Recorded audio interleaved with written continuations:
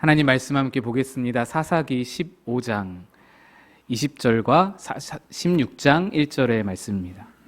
사사기 15장 20절과 16장 1절의 말씀, 구약성경 388페이지에 있습니다. 사사기 15장 20절에서 16장 1절, 우리 함께 합독하여 읽겠습니다. 시작. 블레셋 사람의 때에 삼손이 이스라엘의 사사로 20년 동안 지냈더라.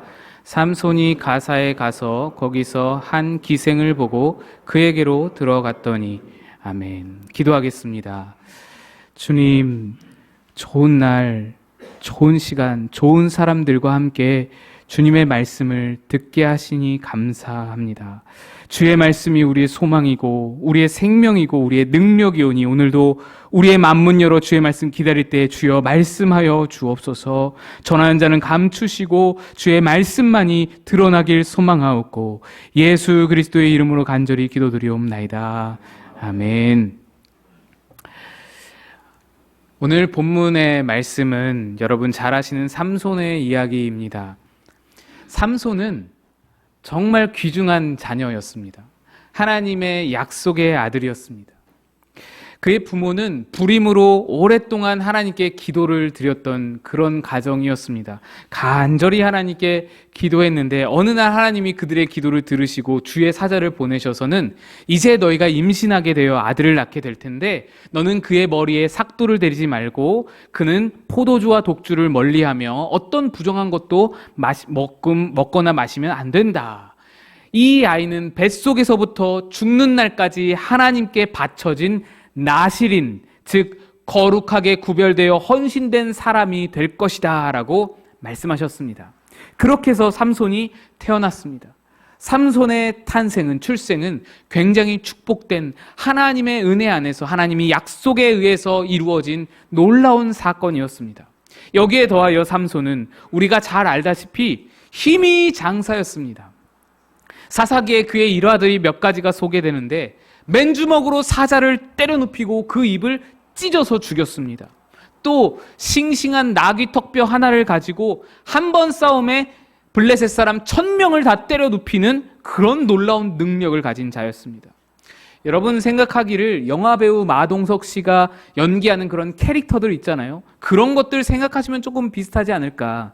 아니 오히려 영화보다도 더 영화 같은 이야기들이 바로 삼손의 이야기들입니다. 삼손은 재능이 있었습니다.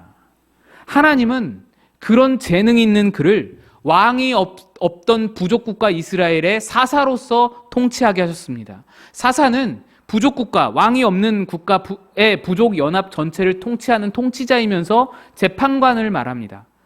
오늘 본문 15장 20절에서도 이 삼손이 사사로서 일했음을 밝히고 있습니다. 20절 보시면 블레셋 사람의 때에 삼손이 이스라엘의 사사로 20년 동안 지냈더라. 말씀은 삼손이 20년 동안이나 신실하게 이스라엘 사사로 이스라엘을 다스렸음을 말해주고 있습니다. 20년이라는 세월, 꽤 긴 세월입니다. 이 기나긴 세월 동안의 삼손은 이스라엘 사사로서 신실하게 아무 문제 없이 잘 통치를 마쳤습니다. 그런데 여러분 우리 기억 속에는 삼손이 어떤 이미지인가요? 신실한 사사로서 사무엘같이 기드온같이 그렇게 믿음으로 하나님의 백성들을 하나님께로 잘 이끈 그런 사사로 여러분 기억이 남으시나요? 그렇지 않습니다. 삼손이라고 하면 우리의 기억에 힘은 셌지만 뭔가 지혜는 없었던 사람, 자기 힘만 의지하고 하나님께는 좀 신실하지 못했던 사람, 그래서 결말이 좋지 않았던 사람, 끝이 좋지 않은 사사로 우리는 다 알고 있습니다. 사실 삼손이 이렇게 20년 동안 사사로 재임하기 이전에, 그 이전의 삼손은 완전히 망난이었습니다. 힘만 셌지 성숙하지 못하고 야생마처럼 막 이리 날뛰고 저리 날뛰는 그런, 쉽게 분노도 쉽게 하고 쉽게 막 욕망을 억제하지 못하고 신중하지 못하고 강한 힘이라는 그 하나님이 주신 놀라운 재능을 가지고도 그걸 마구마구 남용하는 그런 어리석은 삶이었습니다. 그런 망나니 인생을 산 후에 그래도 정신 차리고 하나님 앞에 사사로서 20년 동안 살아온 거예요. 그런데 또 그 20년의 마지막 부분, 그 20년의 막판에 오늘 본문부터 시작되는 삼손의 마지막 삶, 그 삶도요, 실수로 가득합니다. 그 실수는 삼손을 완전히 패망으로 이끌고 갔습니다. 결국 그는 머리카락이 잘리고 두 눈알이 뽑히고 힘을 잃어버리고 그렇게 블레셋 사람들 앞에서 재주를 부리는, 곰이 재주 부리듯이 그렇게 재주 부리는 노예로서 유흥거리로 조롱거리로 마지막을 살다가 그렇게 자기를 조롱하는 블레셋 사람들 3,000명과 함께 장렬하게 죽음을 맞이합니다. 우리가 아는 삼손, 우리가 기억하는 삼손은 그게 전부입니다. 삼손이 잘한 일들, 삼손이 하나님 앞에 신실하게 잘했다는 일들 우리가 잘 모릅니다. 20년이나 되는 세월을 사사로서 신실하게 하나님 앞에 그렇게 섰는데 아무도 그 시간에 대해서는 잘 알지 못합니다. 신실했던 20년에 비해서 그가 실수로 좌충우돌하면서 패망으로 걸어간 날들은 기껏해야 뭐 한 1, 2년 정도 될까요? 뭐 얼마 되지 않습니다. 그런데 왜 우리는 삼손에 대해서 안 좋은 기억만 가지고 있을까요? 왜냐하면 성경이 그렇게 기록하기 때문입니다. 사사기 13장에서부터 16장에 이르기까지 삼손의 이야기가 기록되어 있는데 그 이야기에는 20년 동안 신실했던 삼손의 사사로서의 삶은 하나도 언급이 없고 그저 짤막한 한 문장으로 20년을 다 담아버립니다. 오늘 그 20절이 그 한 절로 끝내버려요. 20년을 한 구절로 다 담아버리고는 고작 몇 개월, 고작 몇 년 동안 일어났던 삼손의 실수와 실패의 이야기들은 온 지면을 할애해서 다 담고 있습니다. 성경은 왜 이렇게 기록했을까요? 뭔가 편파적인 느낌이 들지 않습니까? 삼손을 성경이 싫어해서, 사사기 저자가 삼손을 싫어해서 이렇게 적은 것일까요? 그게 아닙니다. 성경이 우리에게 말씀하시고자 하는 메시지가 분명히 있었기 때문에 성경은 이렇게 기록한 것입니다. 그 메시지가 무엇이냐? 삼손의 특별한 인생, 하나님께서 복으로 허락하신 놀라운 인생, 부모님의 간절한 기도로 축복 속에서 태어난 하나님의 약속의 아들, 또 태어나면서부터 하나님이 선택하여 구별하신 나실인이라는 귀한 축복, 또 엄청난 힘을 가진 전대미문의 역사에 없는 그런 유례 없는 힘을 가진 그런 전사, 그런 용사, 20년 동안 이스라엘을 신실하게 다스린 이스라엘의 사사, 유능한 사사, 재판관, 통치자, 이렇게 대단한 인물, 이렇게 하나님 앞에 훌륭하게 아름답게 쓰임받을 모든 조건과 요건과 환경들을 다 두루 갖춘 그런 인물이 어떻게 패망하는지, 어떻게 무너져가는지, 어떻게 그 인생이, 이렇게 대단한 인생이 어떻게 그렇게 패망의 결과를 맞이하게 되는지를 성경은 우리에게 말하고 싶은 겁니다. 그걸 똑똑히 우리에게 보여주고자 하는 것입니다. 그 성경이 말하고자 하는 메시지의 핵심 부분이 바로 오늘 본문 말씀입니다. 오늘 본문은 15장 20절과 16장 1절을 함께 읽었잖아요. 15장에서 16장으로 넘어가는 전환점이 되는 지점입니다. 그런데 아울러서 신실한 사사로서 20년 살아온 그 삶이 어떻게 죄로 인해 패망으로 치달아 내려가게 되는지 그 전환되는 그 전환점이 되기도 합니다. 그래서 15장 20절과 16장 1절의 사이에는 20년의 간극이 있지만 너무너무 중요한 포인트가 되는 겁니다. 우리 다시 한번 이 오늘 본문 두 절을 함께 읽어보겠습니다. 함께 읽습니다. 시작. 블레셋 사람의 때에 삼손이 이스라엘의 사사로 20년 동안 지냈더라. 삼손이 가사에 가서 거기서 한 기생을 보고 그에게로 들어갔더니, 삼손은 이스라엘 소라라는 지역에 거주 중이었습니다. 그곳에서 20년 동안 사사로서 역할을 잘 감당했습니다. 그런데 갑자기 16장 1절에 대전환이 일어나죠. 갑자기 가사라는 지역으로 갑니다. 가사는 블레셋의 도시들 중에서 서남쪽 끝에, 이스라엘과는 정반대 지역에 있는 서남쪽 끝에 위치한 그런 도시로서 적진 깊숙이 있는 곳입니다. 삼손은 이스라엘 사사인데 혼자서 그 적진 깊숙한 장소를 갈 일이 무엇이 있을까요? 홀몸으로. 여기는 전쟁이 아니면 갈 일이 없습니다. 블레셋 사람들도요, 이 삼손이 갑작스럽게 가사를 들어오자 굉장히 의외였습니다. 갑자기 쳐들어온 것으로 인지하는 겁니다. 얘가 왜 왔나? 이 사람이 왜 왔나? 죽으려고 왔나? 홀몸으로. 그래서 삼손이 가사에 도착하자마자 그 가사 사람들, 블레셋 사람들이 이렇게 반응합니다. 사사기 16장 2절입니다. 가사 사람들에게 삼손이 왔다고 알려짐에 그들이 곧 그를 애워싸고 밤새도록 성문에 매복하고 밤새도록 조용히 하며 이르기를 새벽이 되거든 그를 죽이리라 하였더라. 삼손이 갑자기 가사에 당도하자 난리가 난 거예요.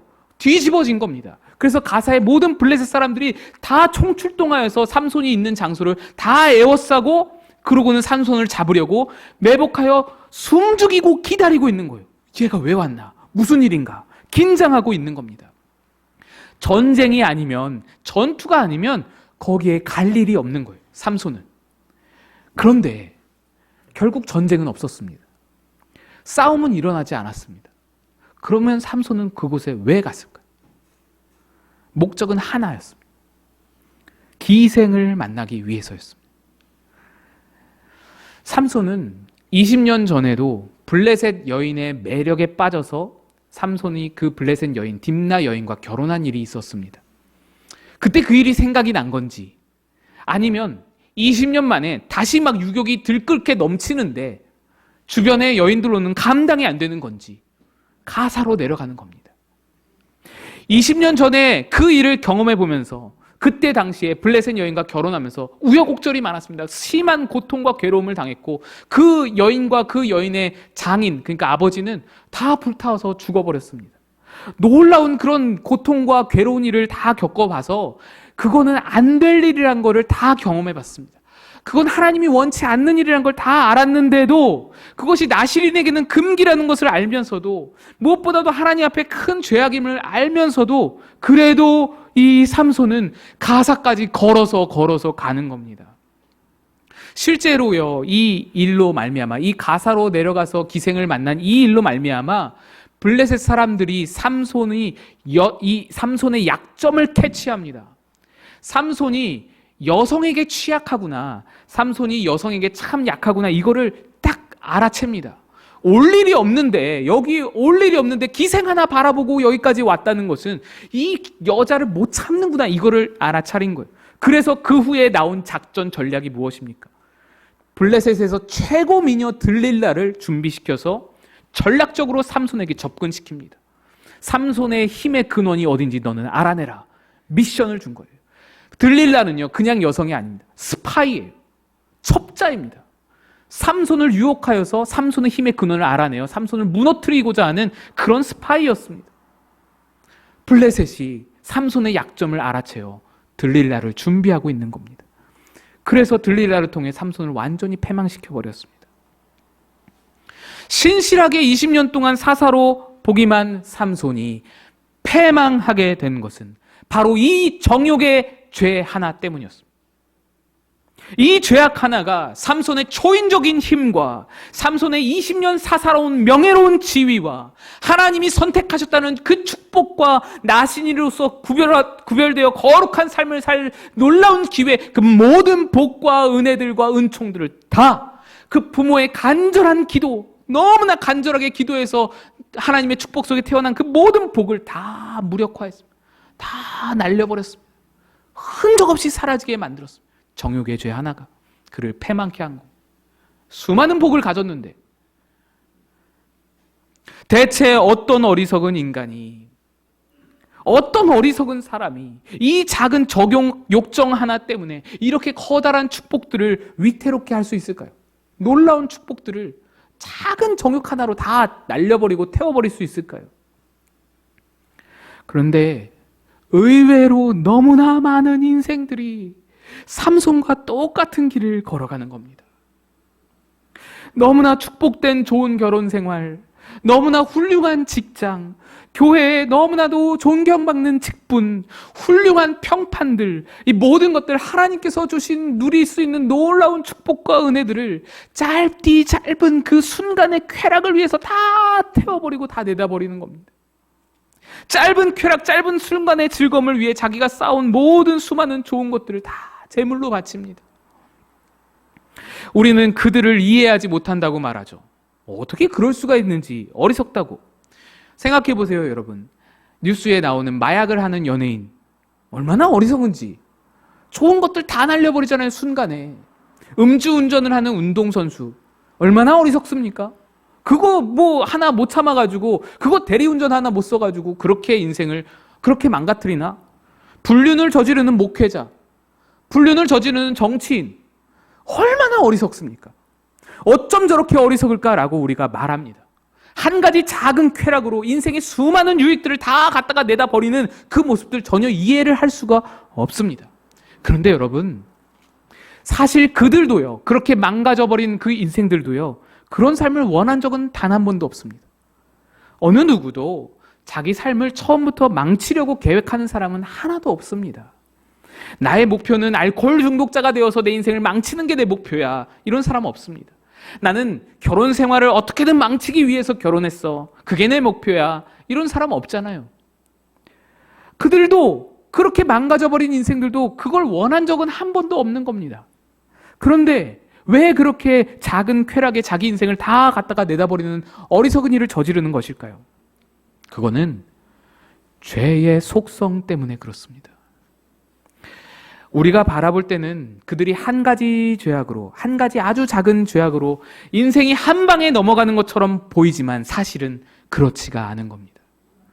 죄악은 한 가지였으나 그 죄가 그의 인생을 잠식시켜 집어삼키는 그 과정은 결코 한 방이 아니었습니다. 죄의 속성은 언제든지 작은 한 걸음부터 시작합니다. 작은 것에서부터 시작합니다.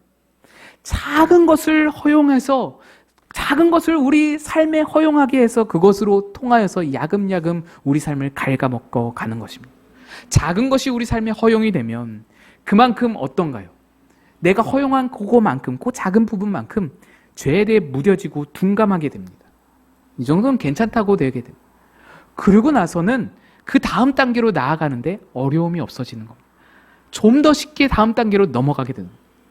처음부터 훌쩍 뛰어서 거기로 가기는 너무나 무섭고 두렵고, 그래서 거리끼게 되고 어렵지만 한 걸음씩 조금씩 나가면 어느 순간 거기에 다다라 있는 겁니다. 삼손이 살던 소라에서 가사라는 곳까지 가는 데는 직선거리로 60km가 됩니다. 당시에 무슨 택시가 있을까요? 무슨 카카오 택시가 있겠습니까? 무슨 자전거가 있겠습니까? 따릉이가 있겠습니까? 마차조차도 없었습니다. 가는 방법은 그저 걸어가는 겁니다. 직선거리로 60km지 아마 이렇게 뺑 돌아서 조금 뭐 산 넘고 물 건너서 그렇게 가다 보면 한 80km, 100km도 좋게 되지 않았을까 싶습니다. 그런데 이 직선거리 60km만 따져보자고요. 성인 남자의 걸음을 평균 시속 4km로 생각해보면 60km는 내내 쉬지 않고 걷기만 해서 15시간 걸립니다. 그렇게 가야 하는 거리입니다. 직선거리가 15시간이니 돌아서 가면은 하루를 꼬박 걸려야 갈 수 있는 거리라고 볼 수 있습니다. 그러니까 잠 자고 중간에 숙박하고 그러고 가야 되는 거예요. 또 걸음 수는 어떻습니까? 제가 성인 남자 평균 보폭을 70cm로 해서 이 60km가 걸음이 몇 걸음 되는지 계산해 봤는데요. 무려 85,715걸음입니다. 참 할 일 없죠? 예. 85,715걸음을 삼손이 걸어간 겁니다. 삼손의 인생을 망치는 그 죄악 하나가, 그 작은 죄악 하나가 시작되기 위해서는요, 15시간 동안 쉬지 않고 85,715걸음을 걸어야만 그 죄악이 시작될 수 있었습니다. 여러분, 이것이 주는 메시지가 굉장히 중요합니다. 이 85,715걸음의 걸음이 모여서 쌓여서 삼손의 죄가 시작된 것입니다. 결코 한 방에 이루어지지 않았습니다. 사단이 우리를 유혹하는 방법은 한 방에 85,000걸음을 훌쩍 뛰어넘어서 훌쩍 딱 갔다가 가사에다가 탁 떨어뜨려서 그래서 거기서부터 죄를 시작하게 하는 것이 아닙니다. 죄를 갖다가 눈앞에 팍 들이밀면서 이거 해라고 유혹하지 않습니다. 누구라도 죄는 나쁜 것이고 죄는 내 인생을 망치는 것임을 다 잘 알고 있기 때문에 어느 순간 갑자기 죄를 들이밀면 거부하고 피하기 마련입니다. 그러나 사단은 교활합니다. 우리에게 하는 말이 딱 한 걸음만 내딛어 보라고 말합니다. 한 걸음만 내딛어 봐. 한 걸음은 괜찮지 않냐? 한 걸음은 괜찮아. 그 한 걸음은요, 여러분 사실 죄라고 말하기도 애매할 정도로 아무것도 아닙니다. 모두가 이해할 수 있고 모두가 납득할 수 있는 그런 한 걸음입니다. 소라에서 가사까지 그 방향을 향해서 한 걸음을 딱 내딛었는데 방향이 가사로 향한다고 해서 너 가사 갈 거지? 이런 사람이 누가 있겠습니까? 너 지금 가사 가려고 발 내딛었지? 한 걸음 내딛은 거지? 이렇게 볼 사람이 누가 있어요? 아무도 모르는 거예요. 아무도 몰라요. 누구도 그것을 죄라고 생각하지 않습니다. 근데 사탄은 그걸 이용하는 겁니다. 안심시키는 거예요. 괜찮잖아. 아무도 모르잖아. 별거 아니잖아. 괜찮아. 그러면 여기서 우리 한 걸음만 더 내딛어 볼까? 모를 거야. 괜찮을 거야. 한 걸음인데 뭘. 그렇게 한 걸음씩 한 걸음씩 걷다 보니 어느새 무뎌지고 어느새 무감각해지고 어느새 둔감해져서 자기의 인생을 완전히 망쳐버리는 그 자리에 어느 순간 서게 되는 겁니다. 모든 것이 마찬가지입니다. 처음부터 나는 빈털터리가 될 거야. 그걸 계획하고 목표로 삼고 거기로 향해서 나가는 사람 아무도 없습니다. 전혀 계획도 원함도 없었지만 다만 한 걸음씩 한 걸음씩 내 수입에 비해 조금 과한 그런 옷 한 벌 한 걸음씩 한 걸음씩 내 수입에 비해 좀 과한 뭐 백 하나 자동차 하나 좀 과한 집 한 채 한 걸음씩 한 걸음씩 나가다 보니까 빚이 빚을 부르고 카드로 카드를 돌려막고 곤경에 빠지게 되는 것입니다. 모든 것이 다 그렇죠. 주식 투자, 도박, 중독 모두 다 어느 누구도 내가 처음부터 망해야지 작정을 하고 전 재산을 거기다 때려붓는 사람은 아무도 없습니다. 조금씩 조금씩 빠져들다 보니 헤어나오지를 못하게 되는 겁니다. 우리가 잘 아는 시편 1편에서도 복 있는 자를 이렇게 설명합니다. 복 있는 사람은 악인들의 꾀를 따르지 아니하며 죄인들의 길에 서지 아니하며 오만한 자들의 자리에 앉지 아니하고. 따르고 서며 앉는다라는 것은 점점 깊숙이 죄에 빠져드는 그 모습을 형상화한 겁니다. 복 있는 사람, 하나님의 복된 사람, 즉 죄로 인해 자기를 망가뜨리고 패망으로 걸어가지 않는 사람들은 죄의 걸음을 도무지 따라가지 않는다는 거예요. 절대 죄의 걸음으로 나아가지 않는 거예요. 혹시 따라갔다 할지라도 그 죄의 자리에 멈춰서지는 않는다는 거예요. 혹시 멈춰섰다 할지라도 그 죄의 자리에 주저앉아 버리지는 않는다라는 말입니다. 복 있는 자는 어떤 사람이냐? 언제든지 기회가 있을 때 뉘우친다라는 거예요. 뉘우치고 돌이킨다라는 거예요.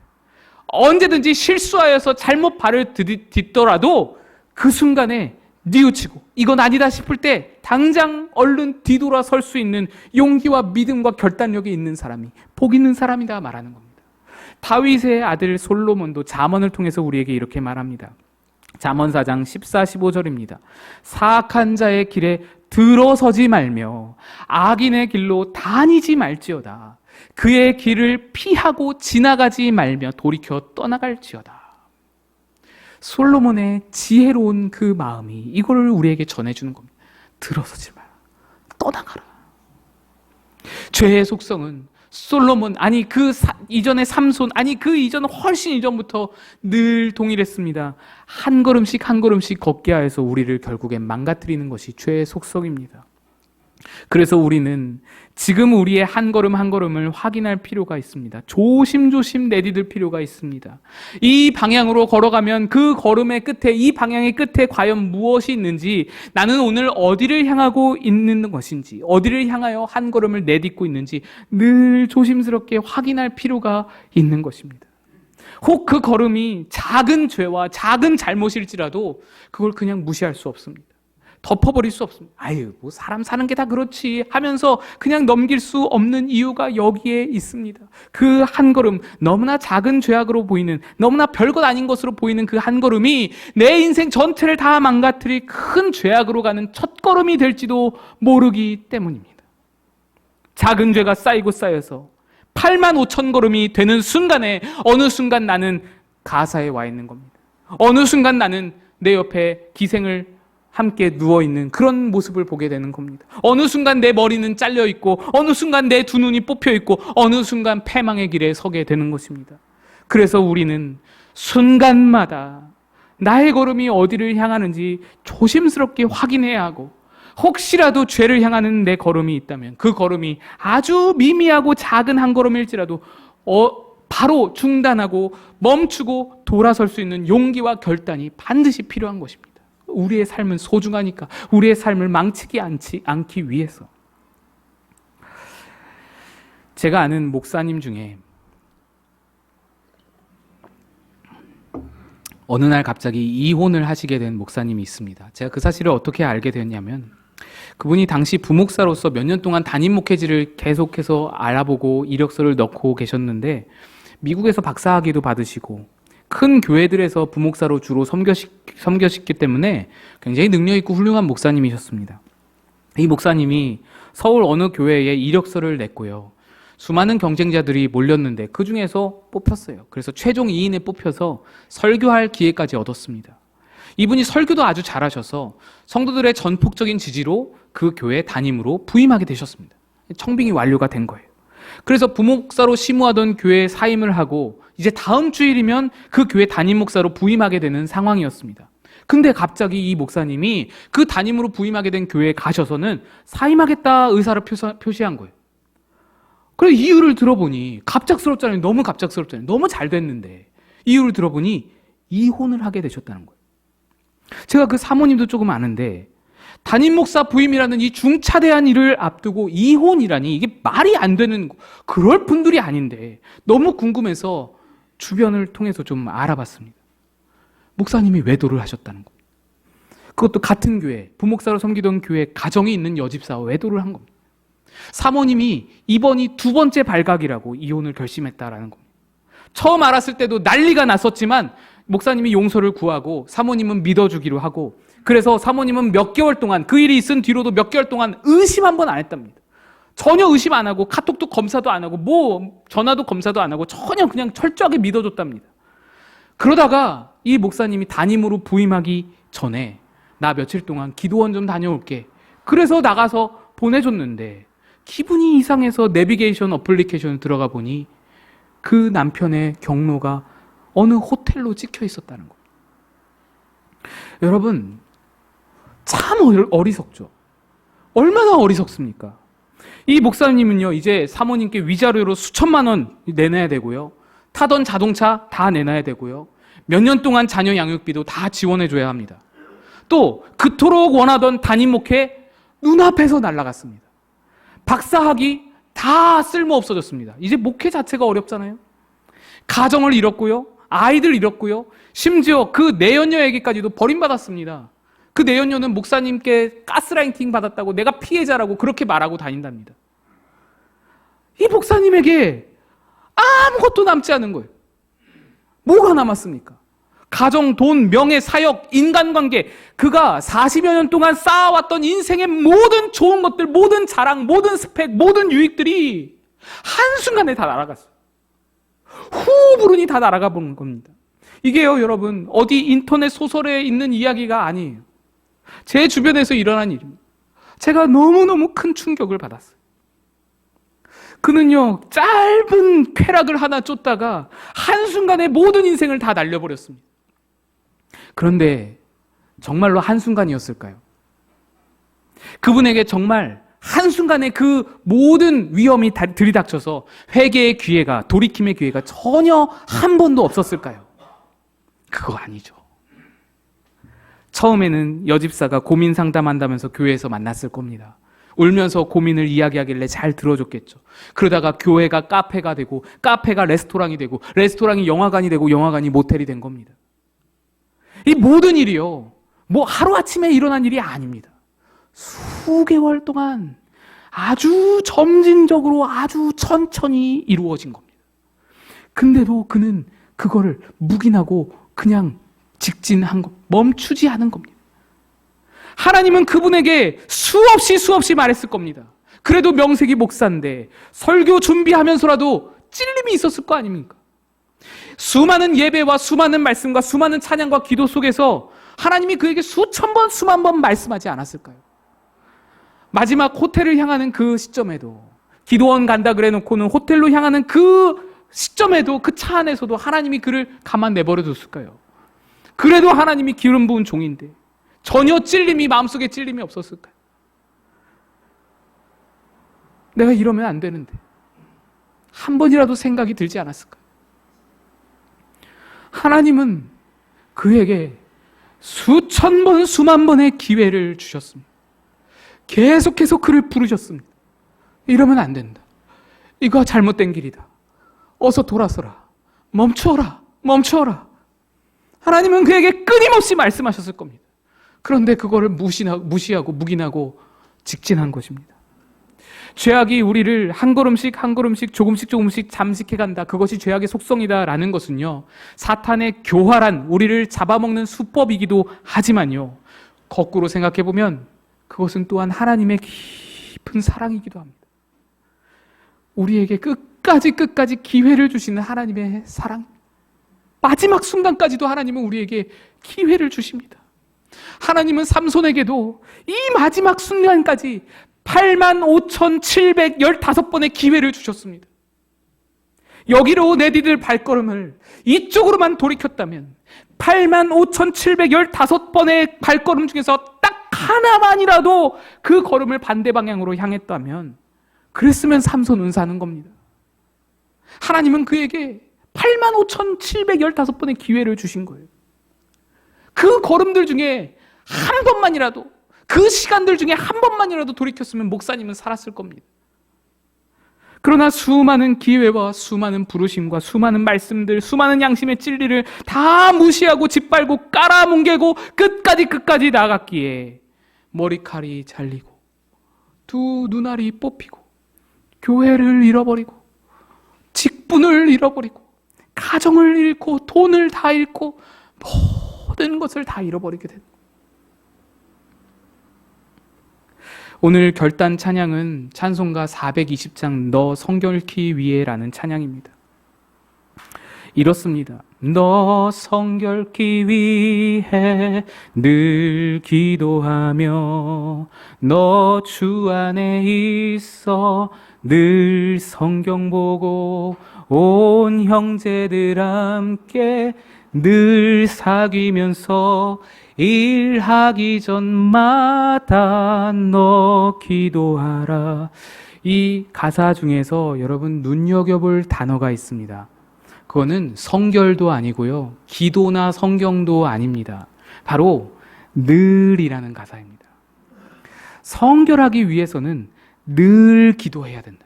늘 성경 보고 늘 사귀면서 늘 일하기 전마다 기도하라라고 말합니다. 왜 그럴까요? 아니, 주일에 한번 예배하고 기도하면 될 것 같은데, 충분할 것 같은데 왜 그렇게 귀찮게 늘 기도하고 늘 성경 보라고 말하는 것일까요? 왜냐? 늘 기도해야만, 늘 성경 봐야만 우리의 지금 오늘 어디로 가는지 그 걸음을 확인할 수 있기 때문입니다. 내 발걸음이 어디를 향하는지 기도 속에서만, 말씀 속에서만 발견할 수 있기 때문입니다. 그렇습니다. 우리는 늘, 매일, 매 순간마다 우리의 걸음을 확인해야 합니다. 순간마다 우리의 걸음이 무엇을 향해 나아가고 있는지, 혹시 그 걸음의 끝이 죄악은 아닌지, 무시무시한 죄는 아닌지. 여러분 지금 어떤 걸음을 걷고 계십니까? 혹시 그 걸음 방향이 블레셋의 가사를 향하고 있지는 않습니까? 그렇다면 반드시 돌이키셔야 됩니다. 돌아오셔야 됩니다. 우리 모두 다 어디로 향하는지 걸음을 잘 확인하여서 패망할 자가 아니라, 망가질 자가 아니라 복된 자로, 하나님의 복 있는 사람으로 살아내실 수 있는 그런 저와 여러분 다 되시기를 주님의 이름으로 간절히 축복드립니다. 기도하겠습니다.